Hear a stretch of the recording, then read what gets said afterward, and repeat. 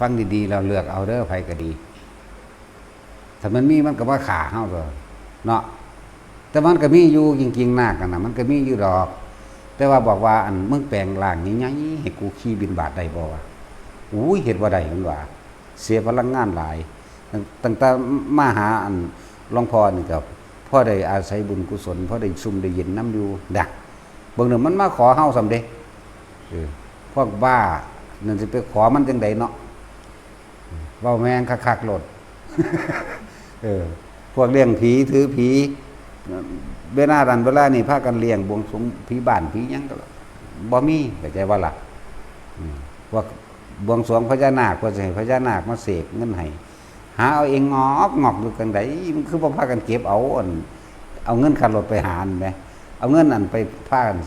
เสียค่าปูนค่าปั้นค่าสร้างแหมเนาะนั่นแหละภิกษุเล่าใดสิพาหมู่ซื้อเลขหาเลขอยู่นั่นน่ะออกมาเด้อมันบ่ได้มีบุญให้พวกเจ้าเด้อ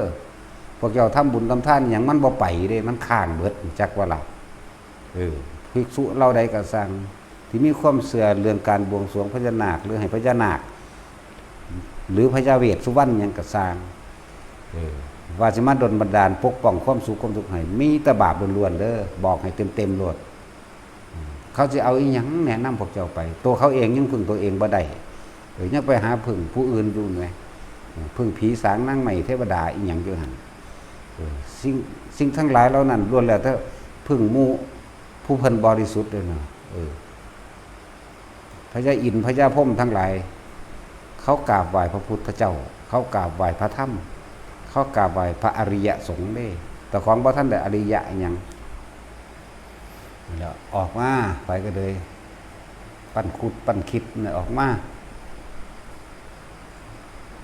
คิดเบิ่งดีๆเนี่ยเป็นหยังอีหยังก็เลยมีแต่ของเฮ็ดเอาก็บ่ใส่มันตักน้ำให้กินเบิ่งแน่ลองเบิ่งเลยมีหยังก็เลยนาคก็ดีใส่มันตักน้ำให้กินเบิ่งเด้อไปก็เลยสั่นแล้วมันสิเอาหยังมาคุ้มครองเนาะพระพุทธเจ้าเพิ่นก็ว่าอัตตหิอัตโนนาโถเจ้าของเองล่ะคุ้มครองเจ้าของเองอยากได้หยังก็เฮ็ดเอาอยากได้หยังเฮ็ดเอาเด้จักว่าล่ะบ่แม่นให้ผู้อื่นเฮ็ดให้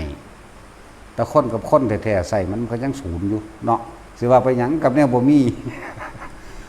เอาคนกับคนแท้ๆเนี่ยเอามันยังศูนย์อยู่เด้ถ้าใส่บ่ถึกอารมณ์มันดอกสิไปว่าหยังกับแนวจังซั่นหมู่ภิกษุสงฆ์ทั้งหลายเล่าใดก็สร้างเด้อถ้าพาหมู่ปั่นผีปั่นนาคเลิกซะแล้วคนที่เข้าไปฟังเดี๋ยวไปเชื่อเนี่ยหาหมู่ซื้อเลขหาหมู่สร้างพญานาคบวงสรวงจังสิเศร้าจะเข้าไปหามันนั่นคือพวกแอบแฝงลัทธิเดรัจฉีปลุกเสกเลขยันสักลิงสักไล่เลิก